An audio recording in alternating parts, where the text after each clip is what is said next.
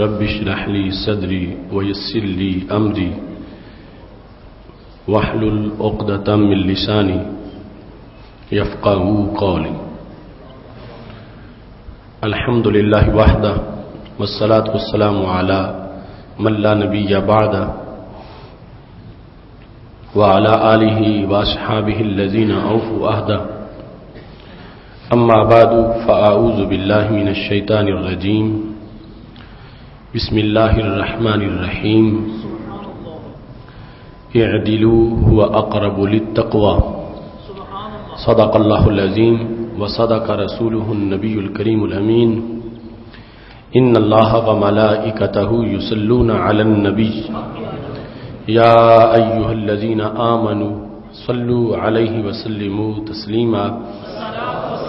الصلاة والسلام عليك يا سيدي يا رسول الله وعلى آلك وأصحابك يا حبيب الله.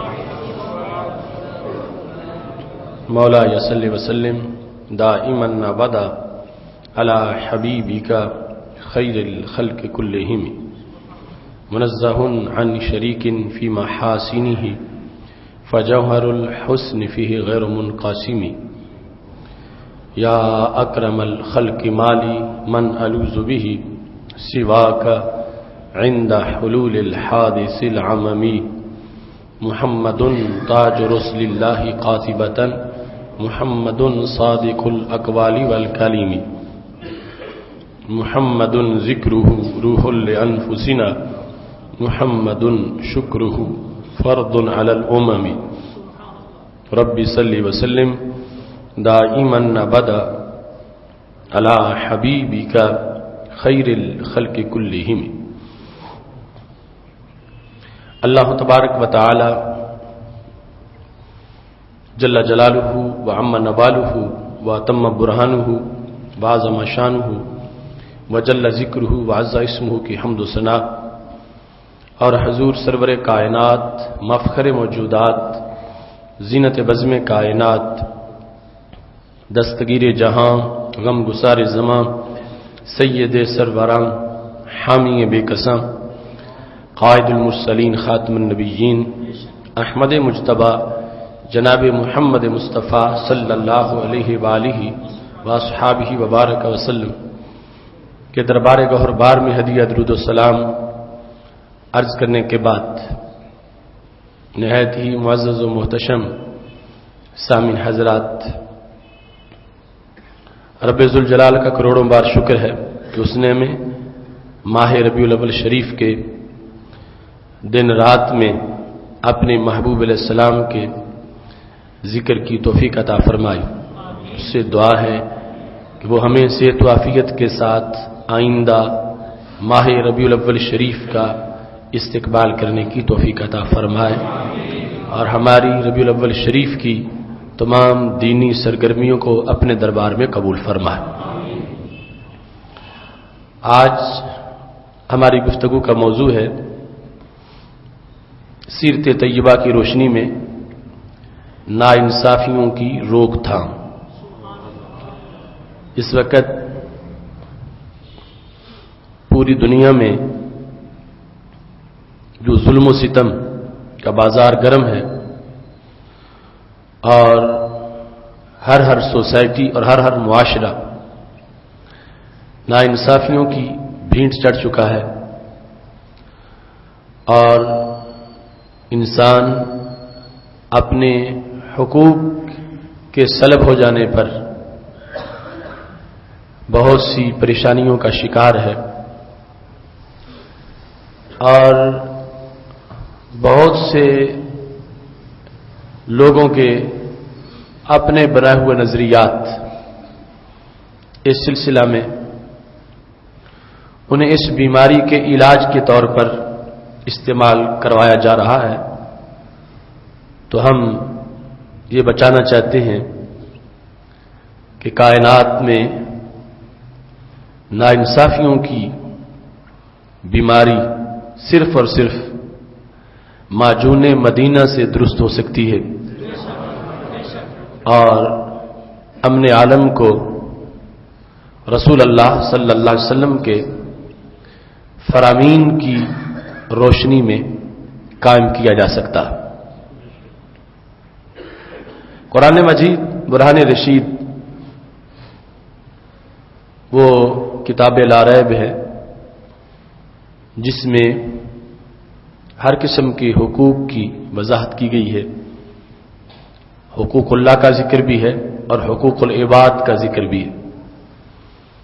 پھر حقوق العباد کی مختلف اقسام کا ذکر بھی موجود ہے۔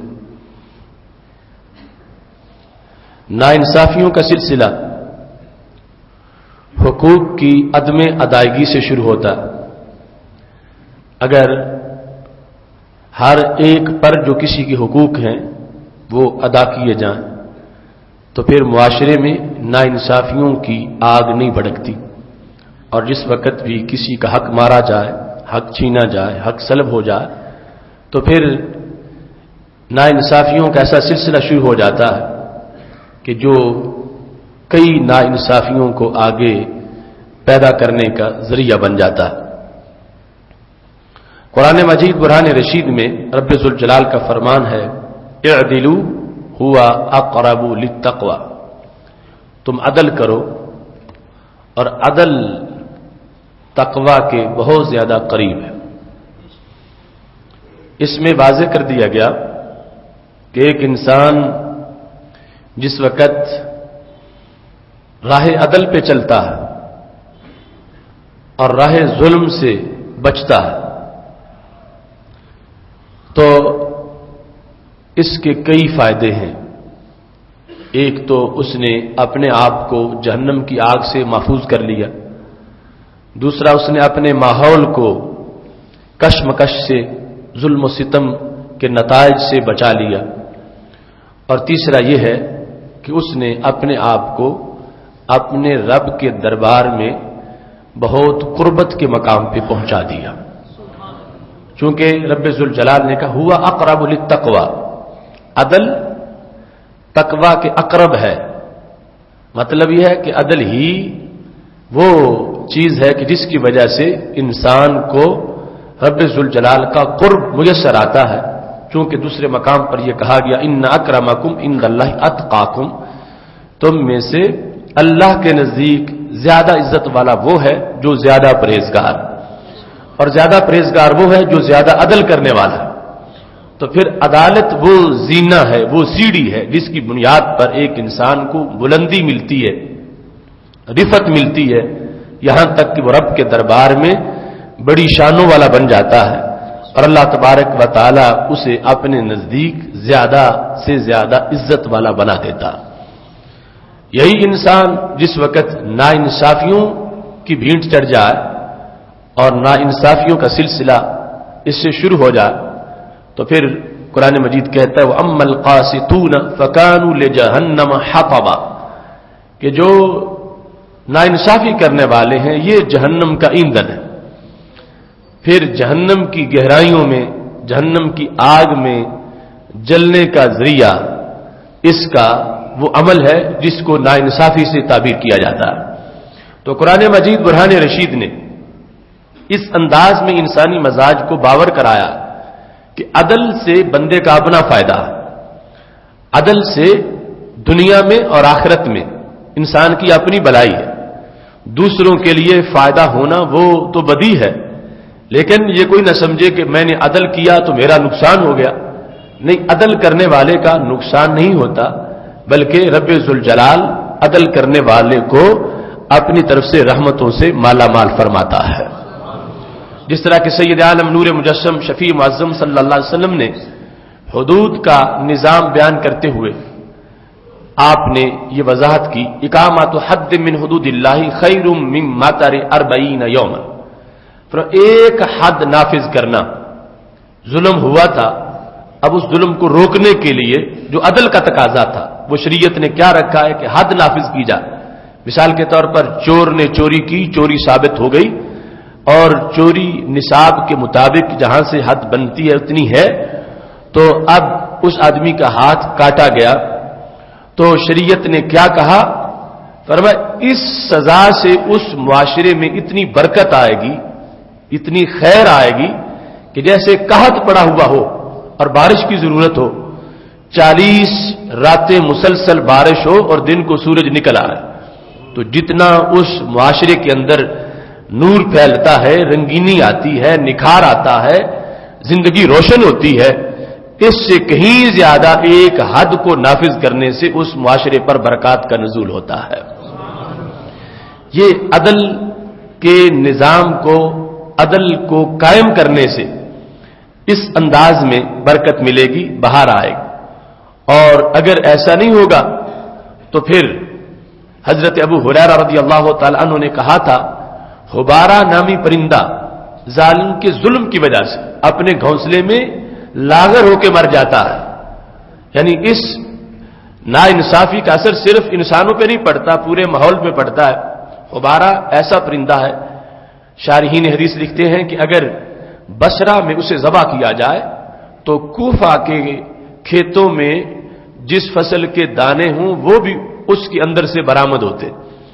یعنی اتنا تلاش روزگار میں دور تک چلے جانے والا پرندہ کہ بصرہ سے اڑ کے کوفہ سے چر کے واپس آ جاتا ہے۔ اتنا وہ محنتی پرندہ ہے کہ جو رزق کے حصول کے لیے دور تک کبھی سفر کرتا ہے، مگر وہ بھی بالآخر ظلم ظالم کی وجہ سے گھونسلے میں لاغر ہو کے بھوک کی وجہ سے مر جاتا ہے کہ معیشت کے مسائل پیدا ہو جاتے ہیں، نوسد آتی ہے، بے برکتی آتی ہے اور اسے کھانے کو کچھ نہیں ملتا۔ اتنے محنتی پرندے کو بھی بالآخر بھوک کے مسئلے پر وہ کمزور ہو کے مر جاتا۔ تو اس طرح عدل نظام میں قائم کریں معاشرے میں تو برکات ہے، ناانصافی آئے تو پھر مسائل ہی مسائل، پھر رزق میں برکت نہیں، کاروبار میں برکت نہیں، پھر آپس میں ناچاکیاں ہیں، نا اتفاقیاں ہیں، جھگڑے ہیں، دھماکے ہیں، اس طرح کی ساری چیزیں ہیں۔ یہ ہلچل، خلفشار، پھر قواریت اور یہ تعصب، یہ سارے کا سارا اس کوک سے پیدا ہوا جو ناانصافی کی صورت میں معاشرے میں جس نے اپنا وجود قائم کر لیا۔ اور اگر عدل ہو، ناانصافیوں کا خاتمہ ہو، تو پھر رسول اللہ صلی اللہ علیہ وسلم نے واضح فرما دیا کہ معاشرے میں بظاہر تو وہ ایک سزا ہے، لیکن وہ ایسی ہے جس طرح کہ ایک بندے کو کوئی مہلک بیماری لگ جائے تو اب اس کے لیے یہ پیار نہیں اس سے کہ کہا جائے کیونکہ دوائی کڑوی ہے وہ دوائی ہم نے نہیں دینی اور ویسے ہی بچ جائے، اب اس سے پیار یہ ہوگا کہ کڑوی سے کڑوی بھی دوائی دے، اگر وہ بچ سکتا ہے تو بچ جائے۔ تو حد کا نفاذ یہ معاشرے کی بیماری کے لیے ایک دوا کی حیثیت ہے، ظلم کے خاتمے کے لیے۔ اس لیے قرآن مجید نے کہا وَلَكُمْ فِي الْقِصَاصِ حَيَاتٌ، تمہارے لیے قصاص میں زندگی ہے۔ حالانکہ قصاص کیا ہے کہ قاتل نے قتل کیا تو مقتول کے بدلے شرائط کی روشنی میں قاتل کو قتل کرے، حکومت، قاضی یہ فیصلہ کر دے۔ اب بظاہر تو قاتل کو قتل کیا گیا، لیکن قرآن کہتا ہے نہیں، یہ زندگی ہے۔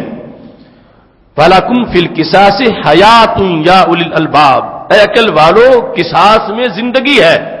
حالانکہ ظاہر تو موت نظر آئی کہ جس کو قصاص میں بدلے میں مارا جا رہا ہے اس کی جان نکل جائے گی، لیکن قرآن کہتا ہے یہ موت نہیں، یہ زندگی ہے۔ کیوں؟ کہ آگے اسے دیکھ کے لوگوں کی زندگیاں محفوظ ہو جائیں گی۔ جب قاتل دیکھے گا کہ آگے قتل کرنے کا جو ارادہ کسی کو رکھتا ہے کہ میرے ساتھ بھی یہی ہوگا جو اس قاتل کے ساتھ ہوا ہے، تو پھر آگے قتل کا سلسلہ بند ہو جائے گا۔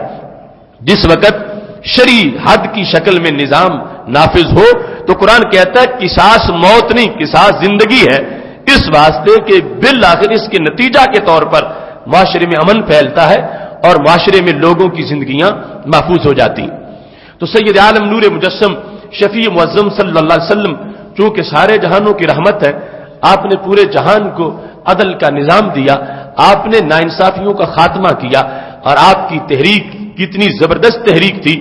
بڑے ہو کر اعلان نبوت کے بعد جو امور تھے وہ تو بعد کا معاملہ ہے، ہمارے آقا صلی اللہ علیہ وسلم کو اللہ نے ایسی شان عطا فرمائی ہے کہ جس وقت حضرت سیدہ حلیمہ رضی اللہ تعالی عنہا کا دودھ پی رہے تھے، اس وقت بھی ایک طرف کا دودھ اپنے بھائی کے لیے چھوڑ کر یہ واضح کیا کہ میں کائنات میں نظام عدل لے کے آیا ہوں اور ناانصافیوں کے خاتمے کے لیے آیا ہوں، اور میں لوگوں کے اور انسانیت کے اور کائنات کی جو حقوق ہیں وہ حقداروں کو دلوانے کے لیے اس دنیا میں آیا ہوں۔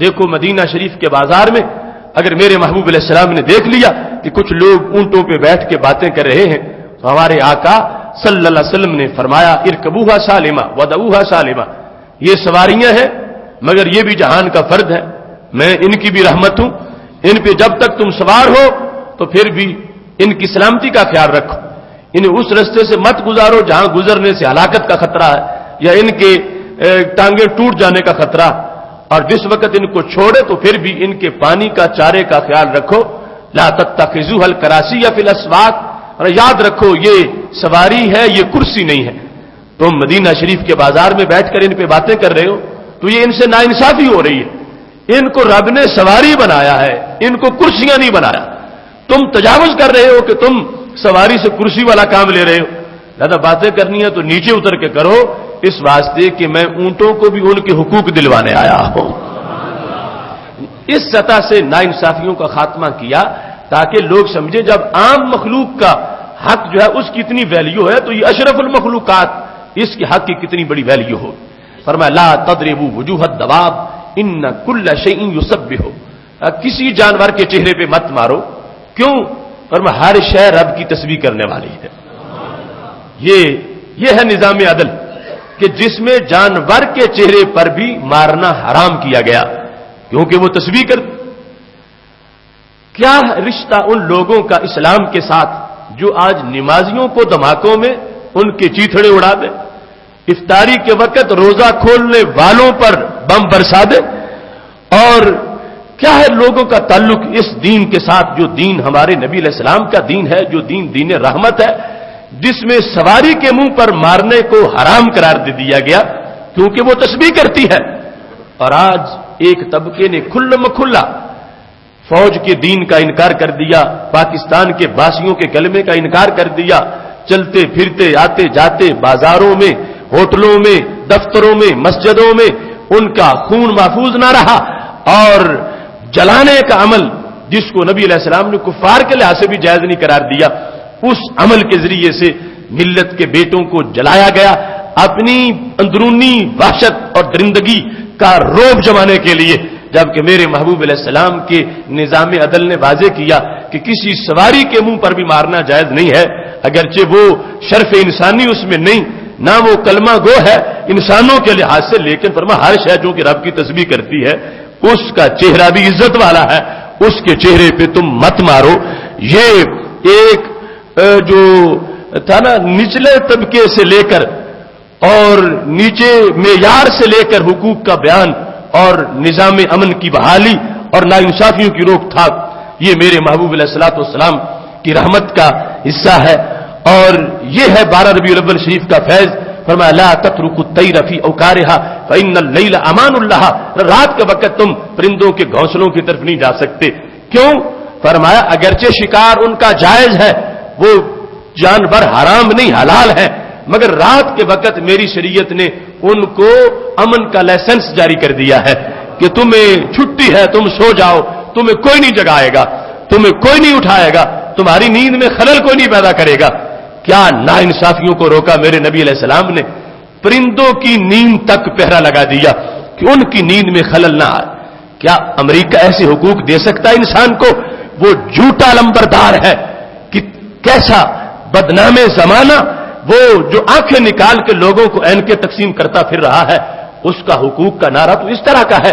یہ میرے محبوب علیہ السلام کی سوچ ہے، آج سے صدیوں پہلے اس نظام کو، اس کائنات کو وہ عدل دیا، وہ انصاف دیا کہ ایک پرندے کے ناز اتنے اس شریعت میں بیان کیے، چونکہ وہ سو رہا ہے اب اس کی نیند خراب نہیں ہونی چاہیے۔ یہ نظام رحمت ہے سید المرسلین صلی اللہ علیہ وسلم، جس میں آپ نے پرندوں تک کے آرام کو بھی ملحوظ خاطر رکھا۔ آج انسان گھروں میں رات سونے میں مجبور نظر آ رہے ہیں کہ ہم کیسے سوئیں، پتہ نہیں کہ کس وقت ہم پہ بم برسا دیے جائیں، کس وقت دھماکہ ہو جائے۔ مسجد آتے جاتے لوگ ڈر رہے ہیں، مساجد میں نماز پڑھتے ہوئے، عبادت کرتے ہوئے، مصلوں پہ بیٹھے ہوئے، یہ سارا خوف و ہراس کا سلسلہ، یہ غداری ہے شریعت مطہرہ سے کہ میرے محبوب علیہ الصلوۃ والسلام نے جب ایک شخص کو دیکھا کہ وہ اس طرح لوگوں کو ہراساں کرنے کے انداز میں اسلحہ لے کے چل رہا ہے، تیر تلوار لے کے، فرمایا وہ میری امت سے نہیں ہے کہ جو میری امت کو یوں ڈرائے گا، اس نے میرا کلمہ نہیں پڑھا، جس نے میرا کلمہ پڑھا ہے اس کی تو یہ شان ہونی چاہیے کہ جہاں میں نے پابندی لگا دی ہے وہاں پرندوں کے لحاظ سے بھی اس کو میرا نظام ماننا پڑے گا، اس لحاظ سے اسے چلنا پڑے گا۔ تو سید عالم نور مجسم شفیع معظم صلی اللہ علیہ وسلم نے ناانصافیوں کے خاتمے کے لحاظ سے جامع قانون دیا، مخلوقات کے دیگر طبقات کے لحاظ سے بھی بیان کیا، اور جہاں تحریش بین البہائم سے منع کر دیا کہ جو کتے لڑانا اور شریعت میں جائز نہیں ہے۔ خصاصہ یہ وہ لوگ ہیں کہ جو اپنے اوپر اوروں کو ترجیح دیتے ہیں اگرچہ انہیں کتنی ضرورت کیوں نہ ہو۔ یہ آیت تب اتری تھی جب ایک مہمان میرے نبی علیہ السلام کا انصاری سے ابھی اپنے گھر لے گئے تھے، اور بیوی نے کہا ہمارے پاس تو کھانے کے لیے کچھ بھی نہیں، صرف بچوں کے لیے کچھ ہے، ہم تیرے لیے بھی کچھ نہیں میرے لیے بھی کچھ نہیں، تو مہمان کو کہاں سے کھلائیں گے؟ تو وہ صحابی کہنے لگے 90 سبیانہ کے اپنے بچوں کو ہیلے سے سلا دو، اور جس وقت عشاء کے بعد میں مہمان کو بٹھاؤں کھانا میں سامنے رکھوں، اب یہ تصور کرو نا، ایک ہی حجرہ ہے، کمرہ ہے، بچے بھی ہے، وہی مہمان کو بٹھایا ہے، کھانا سامنے رکھا ہے، فرمایا تم نے چراغ کی طرف اٹھ کے جانا ہے، اور چراغ کو مبینہ پھونک نہیں مارنا کہ پھونک مار کے بجھاؤ، بلکہ تم نے یوں ظاہر کرنا ہے جیسے تم چراغ صحیح کرنا چاہتی ہو، اور اسی آڑ میں تم نے پھونک مار دینی ہے، مہمان کو یہ نہ پتا چلے کہ جان بوجھ کے چراغ بجھایا گیا، اس سے پردہ رہے، اور اس کے بعد پھر برتن رکھیں گے، برتن اٹھائیں گے، آواز پیدا ہوگی، مہمان سمجھے گا گھر والے بھی کھانا کھا رہے ہیں۔ آج اس قسم کے منصوبہ بندی لوگ اوروں کو فراڈ دینے کے لیے کرتے ہیں، مگر یہاں پر کیوں ہو رہا تھا کہ یہ ہمارا مہمان کہیں شرمندگی محسوس نہ کرے کہ اس گھر والے تو بھوکے ہیں میں کھا رہا ہوں، تو کھاتے وقت بھی شرمندہ ہوگا، تو پیٹ کی تو مہمانی ہو جائے گی، اس کے خیال کی مہمان نوازی نہیں ہوگی، خیال کے لحاظ سے یہ شرمندہ ہو کے کھاتا رہے گا۔ تو انہوں نے ایسی پلاننگ کی کہ ہم نے یوں اس کو کھلانا ہے اور خود بھوکے رہنا ہے، اسے پتہ نہ چلے کہ گھر والے بھوکے ہیں، ان کے بچے بھوکے ہیں، یہ یہی سمجھے کہ یہ بھی کھا رہے ہیں۔ اب ایسے ہی ہوا، چراغ گل کر دیا، آواز یوں پیدا کی کہ جیسے وہ بھی برتنوں میں سے کھانا کھا رہے ہیں، لیکن خود باتا طاویین، دونوں نے پوری رات بھوکے گزار دی۔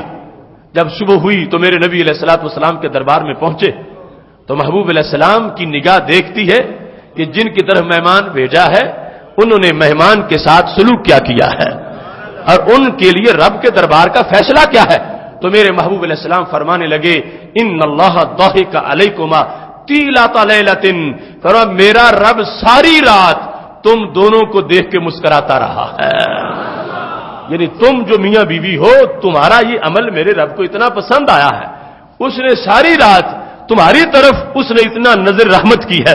اب مسکراہٹ ایک انسانی احساس ہے، اور وہاں پر دہ کا لفظ ہے جس کا معنی مسکراہٹ نہیں بلکہ اس سے اگلا درجہ ہے ہنسنا، لیکن اس کا ظاہری معنی یہاں مراد نہیں، وہ جو اللہ کی شان کے لائق ہے، مراد اس سے کیا ہے؟ مہربان ہونا، کہ رب ساری رات تم پہ اتنا مہربان رہا ہے کہ اس نے خاص توجہ تمہارے گھر کی طرف کی ہے۔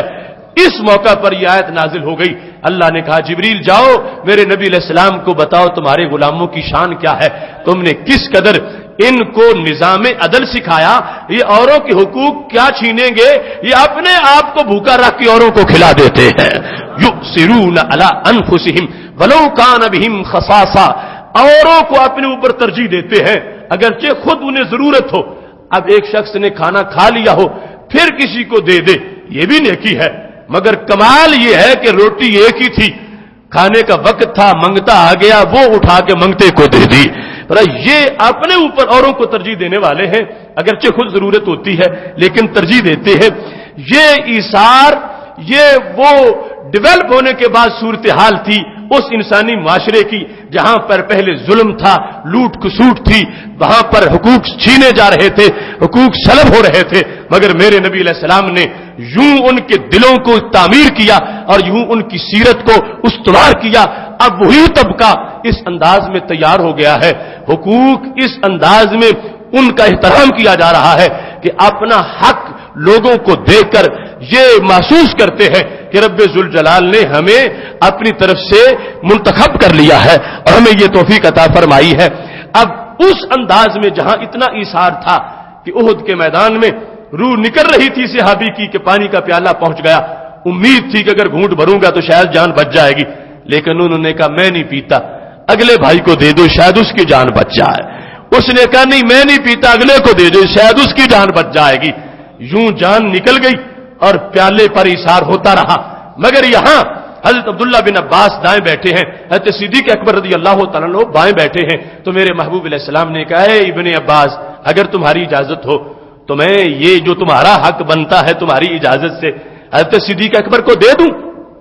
تو حضرت عبداللہ بن عباس رضی اللہ تعالیٰ عنہ کہنے لگے یا رسول اللہ صلی اللہ علیہ وسلم، حق میرا ہو تبرک آپ کا ہو تو میں کبھی بھی کسی کو نہیں دوں گا۔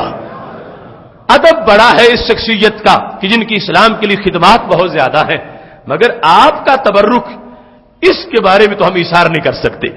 پتا چلا ان کے نزدیک تبرک نبوی کی قیمت جان سے بڑھ کر تھی، جہاں جان کا معاملہ تھا وہاں تبرک، وہاں پانی پر اظہار کر دیا، خود نہیں پیا اوروں کو دے دیا، اور جہاں تبرک کا معاملہ تھا وہاں کا محبوب جو بھی ہے ان کی شان بڑی ہے، مگر حق چونکہ میرا ہے، تبرک ہے آپ کا، تو میں یہ کسی کو نہیں دوں گا، آپ یہ تبرک مجھے ہی عطا فرمائیں۔ تو رسول اللہ صلی اللہ علیہ وسلم نے اپنے نظام پر عمل کیا کہ اب نہیں کہ انہیں ہراساں کر کے ان سے اجازت لیتے یا انہیں کسی اور طرح مجبور کرتے۔ یہ ہے جمہوریت جو مدینہ شریف سے چلی ہے، اور یہ ہے حقوق کی حفاظت جو میرے نبی علیہ السلام نے جو حفاظت کر کے دکھائی ہے۔ اب ان کے مزاج کی بات انہوں نے ظاہر کر دی کہ یہ میں لینا چاہتا ہوں، اگرچہ ادب احترام ان کا اپنی جگہ، تو میرے نبی علیہ السلام نے پھر پیالہ انہیں ہی پکڑایا، انہیں ہی دیا، لیکن پیالہ دیتے وقت ذرا سختی سے تھمایا اور یہ ظاہر کر دیا کہ دل میرا یہ تھا کہ میں حضرت صدیق اکبر کو دیتا، مگر شریعت میری ہی نے حق تمہارا بیان کیا تھا اور شریعت کی حدیں میں ہی قائم کرنے والا ہوں اور ان کا احترام کروانے والا میں ہی ہوں، لہذا آج اگرچہ میرا دل تھا کہ میں یہ پانی حضرت صدیق اکبر کو دیتا، مگر پھر بھی میں دنیا والوں کو بتا رہا ہوں کہ جس کا حق ہے حق اسی کو دیا جاتا ہے۔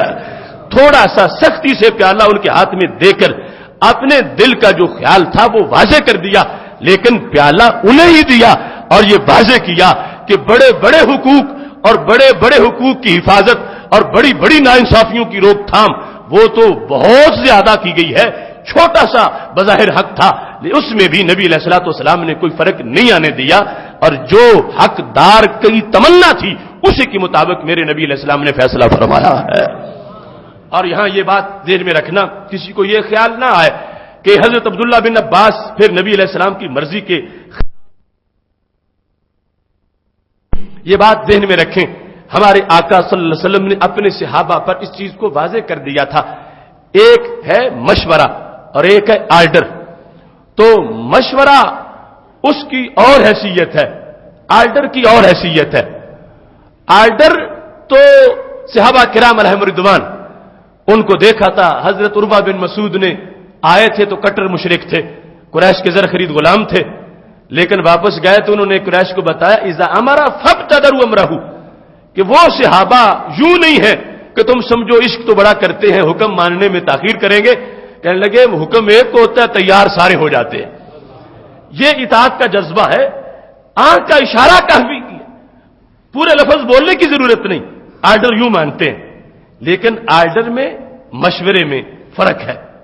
وہ حضرت بریرہ اور حضرت مغیث کا ذکر حدیث شریف میں موجود ہے، یہ جس وقت کوئی میاں بیوی غلام ہے، شریعت کا قانون ہے اگر بیوی کو اس کی کہ مالک نے آزاد کر دیا، اب وہ آزاد ہو گئی ہے، اس کا خامد غلام ہے، تو شریعت نے اجازت دے دی کہ اب مرضی ہے پہلے نکاح میں رہے، مرضی ہے اپنا نکاح اور کر لے، کیونکہ اب یہ اعلیٰ ہو گئی ہے، وہ پہلے والا نکاح رکھے یا نہ رکھے یہ اس کی مرضی ہے۔ تو حضرت بریرہ رضی اللہ تعالی عنہا کو حضرت عائشہ صدیقہ رضی اللہ تعالی عنہا نے آزاد کر دیا، ان کے شوہر مغیث ابھی غلام تھے، اب شریعت کا فیصلہ آ گیا، مرضی ہے تو ان کے پاس رہو، مرضی ہے تو اپنی نئی شادی کر لو۔ تو نبی علیہ السلام کا یہ فیصلہ شریعت کا حضرت مغیث تک پہنچا تو انہوں نے رونا شروع کر دیا. تو میرے محبوب علیہ السلام نے حضرت بریرہ کو بلایا، فرمایا مغیث رو رہے ہیں تو تم اور شادی کرنا چاہتی ہو؟ تو وہ میرے غلام ہیں، تم ان کا خیال رکھنا تمہیں چاہیے تھا. انہوں نے کہا میرے محبوب میں کون ہوتی ہوں آپ کے حکم سے سرے منہ بھی آگے پیچھے ہونے والی، آپ آرڈر فرمائیں تو میں تیار ہوں، اسی کے پاس رہوں گی، لیکن مجھے پتا چل جائے یہ جو آپ لفظ بول رہے ہیں مشورے کے طور پر مجھے فرما رہے ہیں یا حکم مجھے دے رہے ہیں. تو نبی علیہ السلام نے فرمایا نہیں، حکم میں نہیں دے رہا، میں تو صرف مشورہ ہی دے رہا ہوں. حکم وہی ہے جو تم سن چکی ہو، اور حکم وہی ہے جس کے مطابق تم آزاد ہو، تم کسی اور کے ساتھ نکاح کر سکتی ہو. تو کہنے لگی میرے محبوب اگر حکم ہوتا تو میں تیار تھی، اب آپ نے خود ہی فرما دیا کہ یہ میری طرف سے حکم نہیں ہے، حکم شریعت کا وہی ہے کہ اب مجھے اجازت ہے میں اور جگہ پہ نکاح کر سکتی ہوں. نبی اکرم نور مجسم شفیع معظم صلی اللہ علیہ وسلم نے امور اور شریعت میں بھی یہ عدل برقرار کر دیا. فرمایا میں حکم اور مشورے میں فرق تمہیں سمجھا رہا ہوں، اور حکم اور مشورے کے لحاظ سے تمہاری مرضی ہے، حکم وہ ہے، مشورہ یہ ہے. اور حکم ہوتے ہوئے اب تم پہ لازم نہیں ہے کہ تم جو ہے وہ پہلے کے پاس ہی رہو، میری شریعت جب اجازت دے رہی ہے تم دوسرا پہلو بھی استعمال کر سکتی ہو.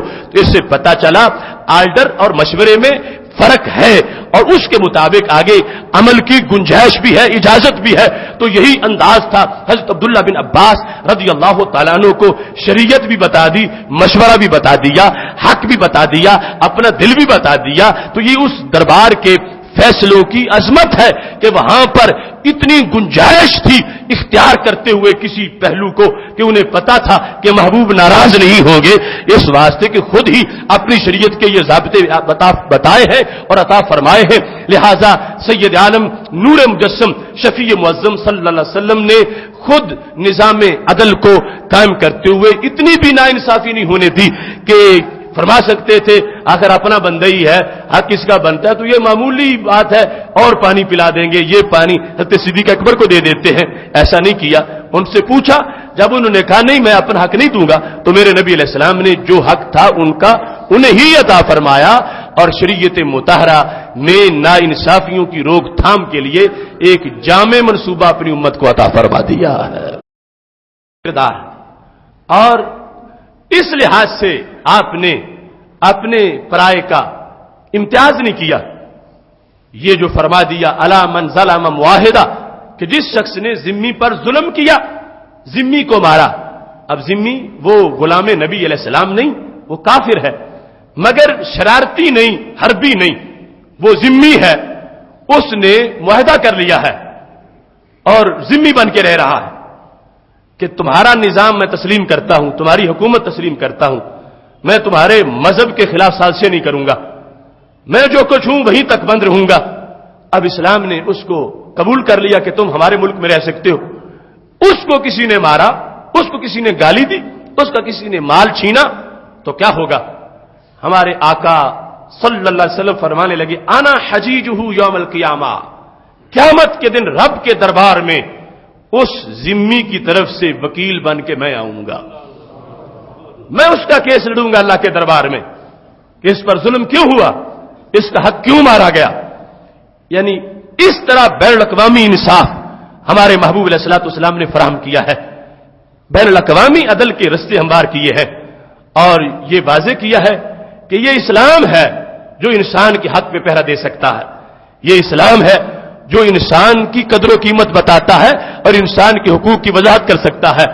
جس کو انسان کی عظمت کا نہیں پتا وہ انسان کا حق کیسے بیان کر سکتا.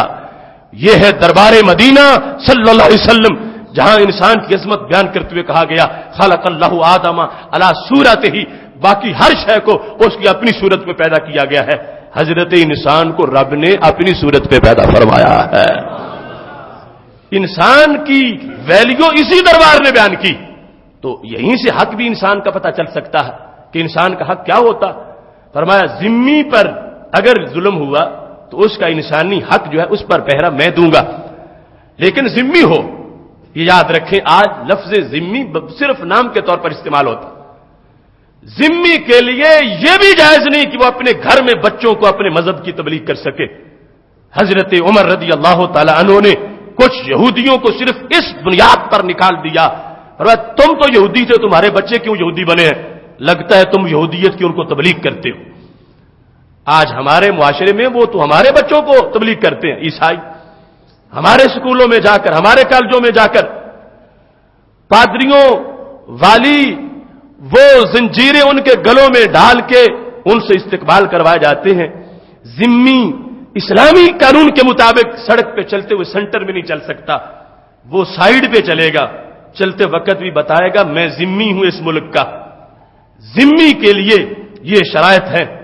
ذمی آج صرف لفظ رہ گیا ہے، لیکن اگر کوئی پورا ذمی ہے شریعت کے مطابق، اس کا حق، اس کی جان، اس کا مال، اس کی عزت، اس کی حفاظت ایسے ہی ہے جیسے مسلمان کی عزت کی حفاظت ہے۔ اس واسطے کہ ہمارے محبوب علیہ الصلوۃ والسلام نے ایک انسانی چارٹر حقوق کا ایسا پیش کیا ہے کہ جس کی مثال آج تو کیا، آج کی 20 صدیوں بعد بھی اس مقام کی گرد راہ تک کوئی نہیں پہنچ سکے گا جہاں سے میرے نبی علیہ السلام نے حقوق کے اسباق کا آغاز فرمایا تھا۔ اس واسطے مومن کا لفظ ہی اس بات کی وضاحت کرتا ہے۔ مومن کا مطلب ہوتا ہے امن دینے والا۔ مومن جو رب نے ہمارے لیے نام منتخب کیا۔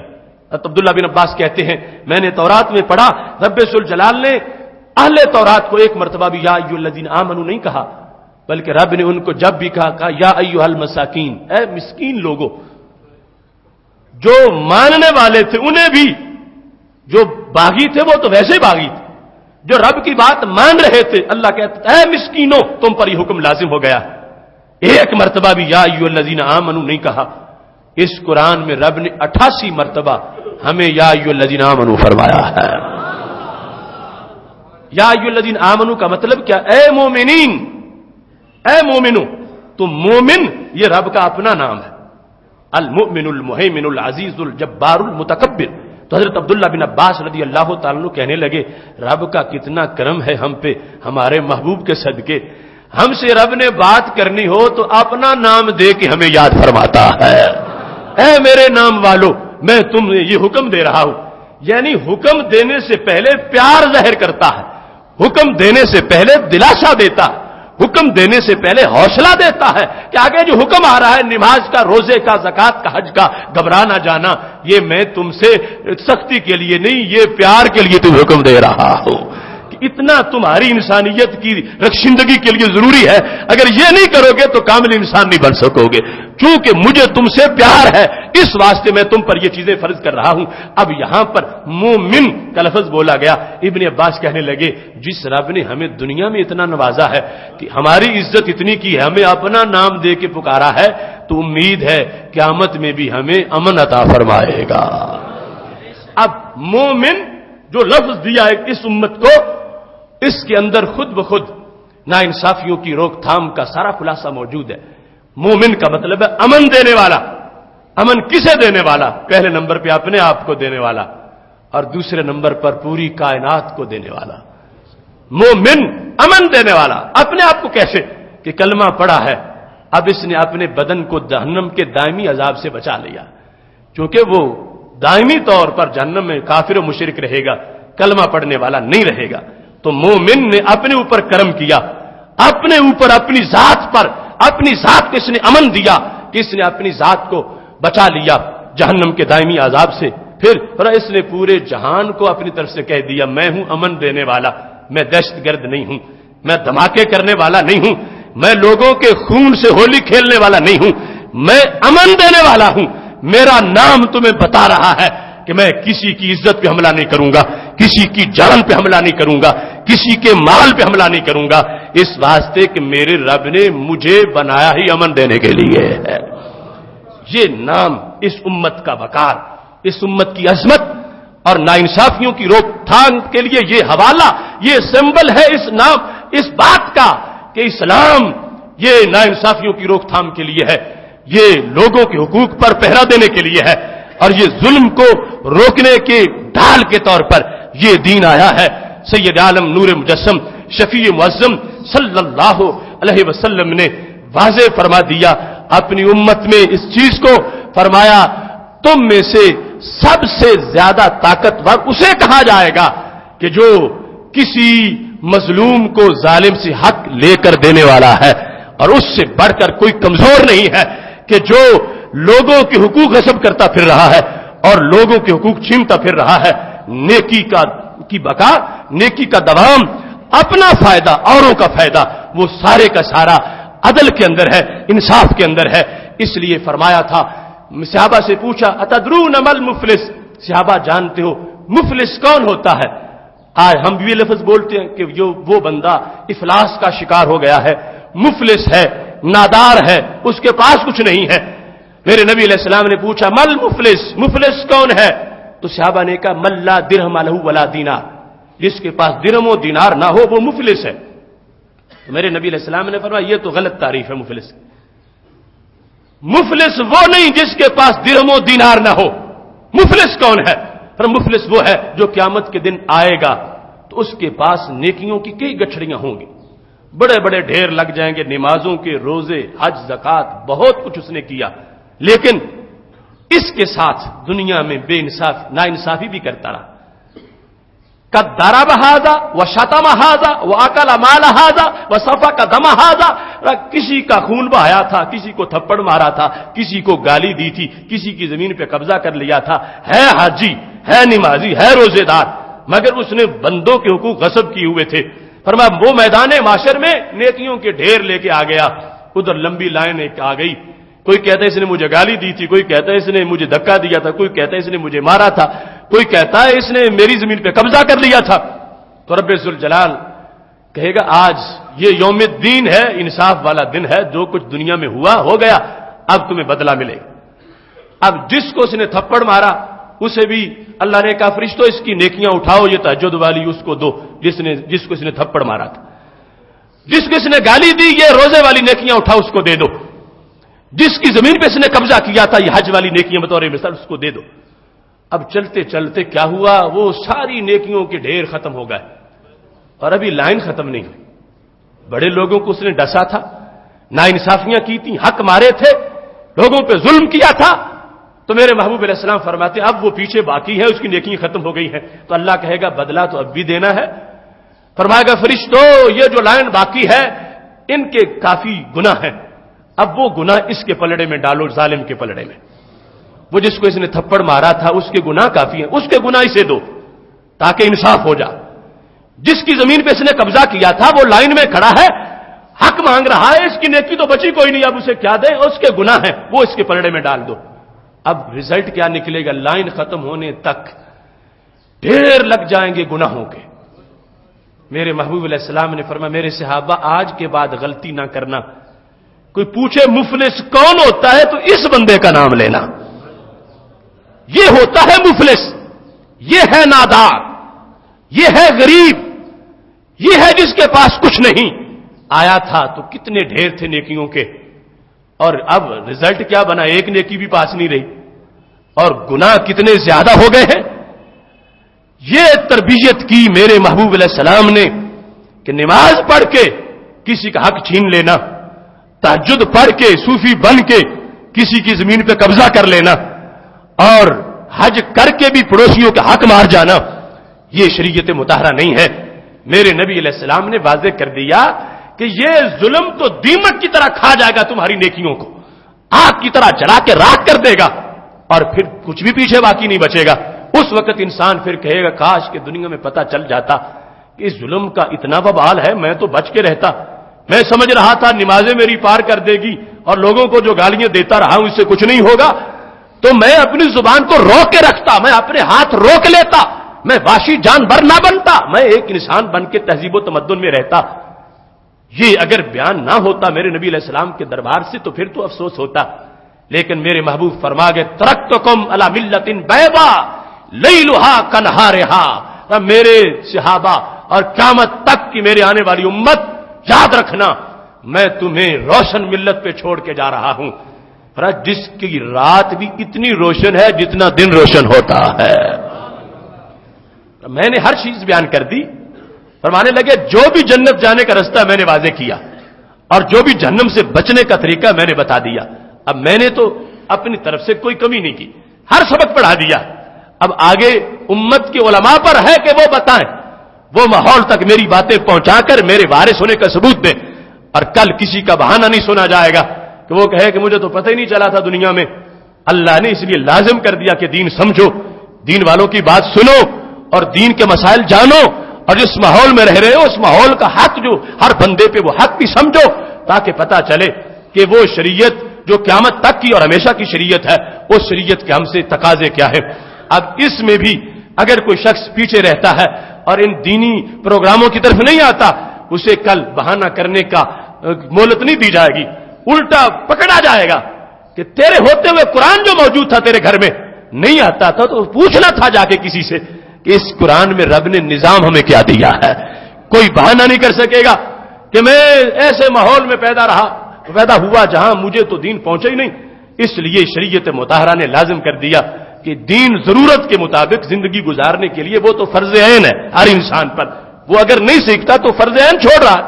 اسے پوچھنا چاہیے کہ میں نے گلی میں کیسے رہنا ہے، محلے میں کیسے رہنا ہے، پڑوسیوں کے ساتھ سلوک کیا کرنا ہے، اولاد کا مجھ پہ حق کیا ہے، معاشرے کا مجھ پہ حق کیا ہے. اس کے پاس پوری تفصیل ہونی چاہیے تاکہ وہ اس کی روشنی میں زندگی بسر کرے تو پتہ چلے یہ کوئی ظلم کا متوالا نہیں، یہ تو نور کا رکھوالا ہے. کیا انداز ہے سیرت طیبہ میں ناانصافیوں کی روک تھام کا. مطلقاً انسانیت کے لیول پر دیکھیں، مدینہ شریف میں ابھی مکی زندگی تھی.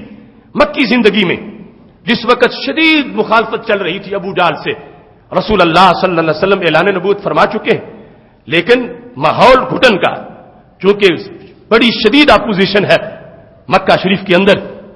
ایسے ماحول میں عراش علاقے کا ایک آدمی مکہ شریف میں آیا.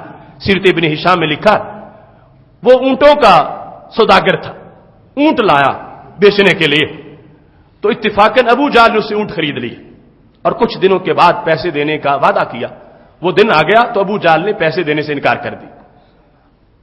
اب وہ بیچارہ اجنبی کبھی کسی کے پاس جاتا ہے کبھی کسی کے پاس کہ مجھے اپنے سردار سے پیسے لے کر دے دو. تو انہوں نے کہا ہمارا سردار تو بہت بڑا ڈیفالٹر ہے، اس کے سامنے کون بولے گا، کوئی نہیں پیسے تجھے دلوا سکتا. ایک دن اتفاقاً کیونکہ ان سب کے ڈیرے کعبۃ اللہ کے ارد گرد تھے، وہ چودھری بیٹھے ہوئے تھے مکہ کے قریش. یہ عراشی ان کے پاس چلا گیا، کہتا ہے سارے بیٹھے ہو، دیکھو اجنبی ہوں، تمہارے دیش میں آیا ہوں اور میرا حق ہے، اونٹ خریدے ہیں ابو جہل نے پیسے نہیں دے رہا، تم اس سے بات تو کرو کہ وہ مجھے پیسے دے دے. انہوں نے مذاق کے طور پر ہمارے نبی علیہ الصلوۃ والسلام کی طرف اشارہ کر کے کہا کہ وہ جو بندہ بیٹھا ہوا ہے اس کے پاس جاؤ، وہ تمہیں ابو جہل سے پیسے لے کر دے دے گا. تدہیق امیز لہجے میں اس پلاننگ پر کہ آپس میں شدید مخالفت ہے، پہلے تو یہ تیار نہیں ہوں گے اور یہ اجنبی بار بار منتیں کرے گا تو وہ اس کے سامنے بار بار معذرت کریں گے، نہیں میں کلمہ پڑھانے آیا ہوں، ابو جہل سے پیسے دلوانے تو نہیں آیا. یا اگر چل پڑیں گے تو پھر ابو جہل بڑا بدبخت ہے، وہ بڑی توہین کرے گا آگے سے اور وہ پہلے ہی شدید دشمن ہے، پتہ نہیں کیا کیا جملے بولے گا. اب اس نیت سے انہوں نے کہا کہ جاؤ تم ان کے پاس، وہ تمہیں حق لے کے دیں گے. ان بدبختوں کو یہ پتہ نہیں تھا کہ میرے کریم سے گر قطرہ کسی نے مانگا، دریا بہا دیے ہیں، دروے بہا دیے ہیں. اب عراشی جب پہنچا میرے نبی علیہ السلام کے پاس، اس نے اپنی داستان تھوڑی سی سنائی اجمالاً. اونٹ لے کے آیا تھا، اونٹ بیچے، اونٹ ابو جہل نے خریدے، پیسے نہیں دے رہا، اور یہ لوگ جو بیٹھے انہوں نے مجھے آپ کی طرف بھیج دیا. تو کہتے ہیں کہ یہ حق لے کر دیں گے. تو میرے نبی علیہ السلام نے یہ نہیں فرمایا کہ پہلے تم میرا کلمہ پڑھو پھر میں تمہارے ساتھ چلتا ہوں، حالانکہ یہ بھی فرمانا اس میں کوئی عیب نہ تھا. مطلقاً انسانی حقوق پر پہرا دیا ہے تو وہ دربار رسالت نے دیا ہے، وہ حضرت آمنہ رضی اللہ تعالیٰ عنہا کے لال نے دیا ہے. دوسرا لمحہ نہیں آنے دیا. یہ بھی ہو سکتا تھا کل آنا، میں کچھ پتہ کروا لیتا ہوں کیا صورتحال ہے، وہ بات مانتا ہے نہیں مانتا، کسی کے ذریعے سے اس تک بات پہنچاتا ہوں، میں اپنا پیغام بھیج دیتا ہوں، اپنا کوئی غلام تیرے ساتھ بھیج دیتا ہوں. کئی جواب ہو سکتے تھے. قربان جائیں ان کے عدل و انصاف پر اور حق دلانے کے جذبے پر اور ناانصافیوں کی روک تھام کی جو جرأت ہے، کروڑوں سلام ہو میرے محبوب علیہ السلام کو. چلو میں تمہارے ساتھ چلتا ہوں، کیوں نہیں پیسے دیتا، ابھی تجھے پیسے لے کے دیتا ہوں.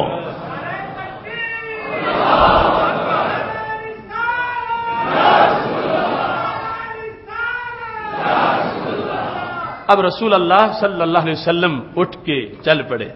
مکی زندگی ہے، امت کو یہ بتایا ہے کہ میں معاشرے کو کلمہ پڑھانے بھی آیا ہوں اور میں معاشرے سے ظلم مٹانے بھی آیا ہوں.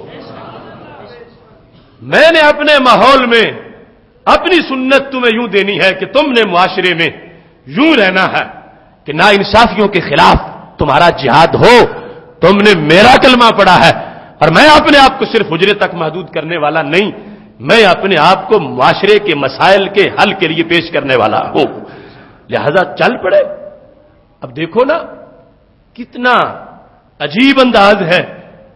آج کے ماحول میں عزتیں بچانا لوگوں سے بڑی مشکل ہو گئی ہیں اور بہت سے ایسے جواب بھی لوگوں نے بنا لیے کہ ہمارا یہ کام نہیں، ہم معاشرے میں جا کے ظلم کے خلاف بولیں، ہم کسی کی مذمت کریں، ہم اپنے حجرے میں بیٹھیں گے. ایسے لفظوں سے معاشرہ خلاف ہو جاتا ہے.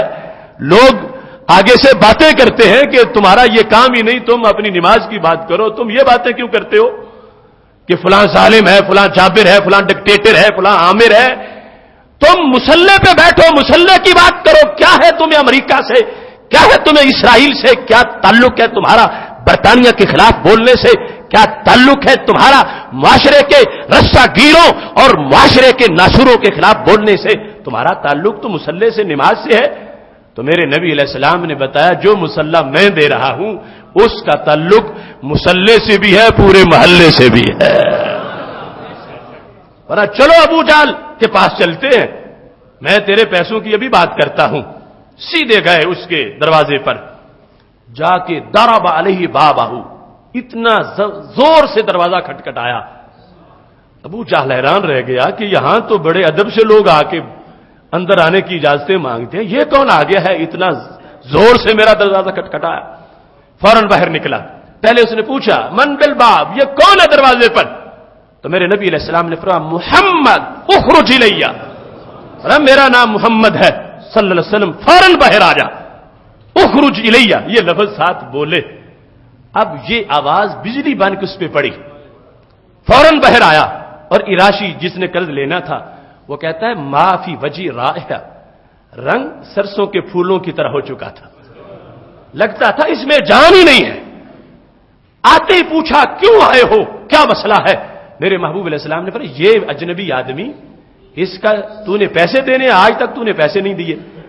تو دوسری بات نہیں کی کہ صرف ایک بار مجھے گھر داخل ہونے کی اجازت دے دو. فوراً گیا اور سارے پیسے لا کے اس اراشی کو دے دیے. اجنبی انسان آیا تھا عرب کے دیش میں، اجنبی تھا، ابھی امتی نہیں تھا. میرے نبی علیہ السلام نے اس کے حق پر بھی پہرا دیا ہے، اس کو بھی حق دلوایا اور اس سے دلوایا ہے جو اس زمانے میں سب سے بڑی اپوزیشن تھی، سب سے بڑا اکھڑ مزاج تھا، سب سے تند خو انسان تھا اس زمانے کا.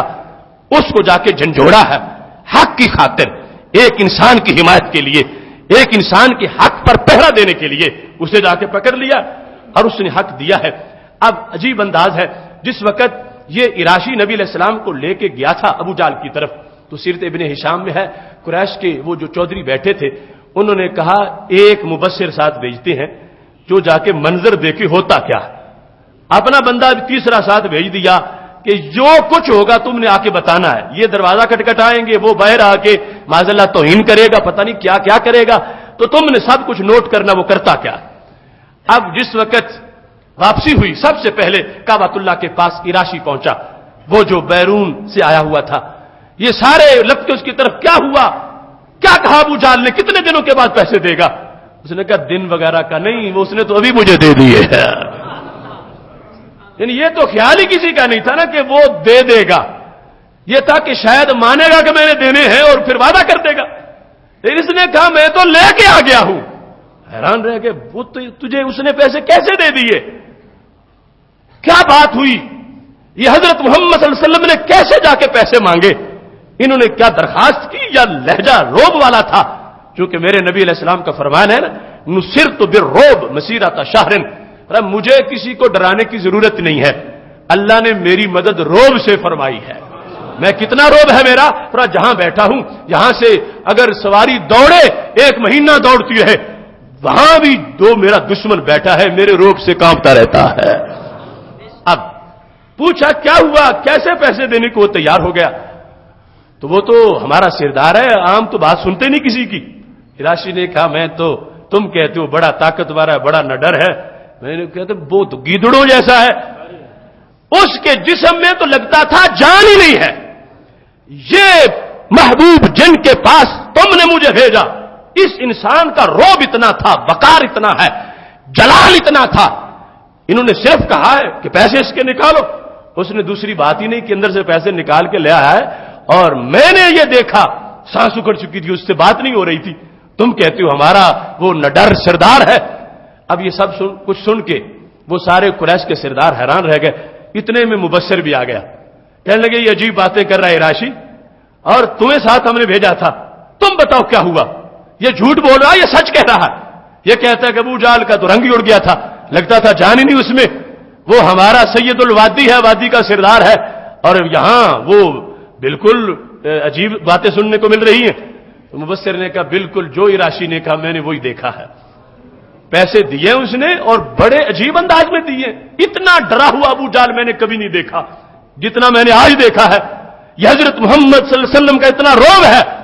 انہوں نے جا کے حق مانگا ہے حقدار کا، وہ دوسری بات نہیں کر سکا، معذرت نہیں کر سکا، 1 دن کا وعدہ نہیں کر سکا، 1 منٹ سے پہلے لا کے اس نے پیسے دے دیے۔ حیران تھے سب کہ ہوا کیا، اتنے میں ابو جہل بھی آ گیا۔ تو سرداروں نے کہا ہمارے سردار کیا توہین کرا دی تم نے ہماری، یہ کیسی باتیں سن رہے ہیں ہم، یہ پہلے راشی کہہ رہا تھا پھر ہمارا مبشر بھی وہی بتا رہا ہے، تو کیا ہوا تمہیں؟ چلو پیسے دینے تھے دے دیتا، یہ مرنے کی ضرورت کیا تھی؟ یہ سارے کہہ رہے لگتا تھا جیسے مر چکا ہے، آواز ہی نہیں نکل رہی تھی، کیا ہو گیا تھا تجھے؟ تو کہنے لگا ہونا کیا تھا، جب انہوں نے مجھ سے پیسے مانگے تو میں نے دیکھا کہ ایک بڑے قد کا اونٹ ساتھ کھڑا، اس کا منہ اتنا بڑا تھا کہ میرا ایک ہی لقمہ بننا تھا، تو میں گھبرا گیا، مجھے ڈر آ گیا، اور میں یہ جو باتیں میرے بارے میں بتائی جا رہی ہیں بلا بجانی صورتحال ایسی بن گئی تھی، تو میرے محبوب علیہ الصلوۃ والسلام نے ایک پردیسی کا حق لے کر دیا، اس وقت کے سب سے بڑے گرو سے، سب سے بڑا طاغوت اس وقت کا ڈکٹیٹر عامر جو تھا، اس سے حق لے کر دے کر اس اجنبی کو میرے نبی علیہ السلام نے واضح کیا کہ میرا دین مسجد کا بھی ہے، میرا دین بازار کا بھی ہے، یہ مسجد میں بھی حکمرانی کرے گا، یہ بازار میں بھی حکمرانی کرے گا، یہ دریاؤں صحراؤں کے اندر حکمرانی کرنے کے لیے آیا ہے۔ پاک محبوب علیہ الصلوۃ والسلام نے یہ انصاف کے تقاضے فراہم کیے، عملاً اپنے آپ کو پیش کر دیا نا انصافیوں کے سامنے، اور ایک ایسا جامع معاشرہ بالآخر مدینہ شریف میں تشکیل دیا کہ جس معاشرے کی برکت نے ہر طرف انصاف کے بیج بوئے، اور چلتے چلتے پوری کائنات تک امن و انصاف کا جھنڈا لہرانے لگا۔ میری دعا ہے رب ذوالجلال ہم سب کو شریعت مطہرہ کے ان ذرعی اصولوں پر عمل کرنے کی توفیق عطا فرمائے۔ وآخر دعوانا ان الحمدللہ رب العالمین۔ آئندہ جمعۃ المبارک بہت ہی اہم موضوع پر حضرت غوث اعظم رحمہ اللہ تعالیٰ کے روحانی درجات پر پڑھایا جائے گا، اس کو وقت پہ پہنچ کے سماعت کریں۔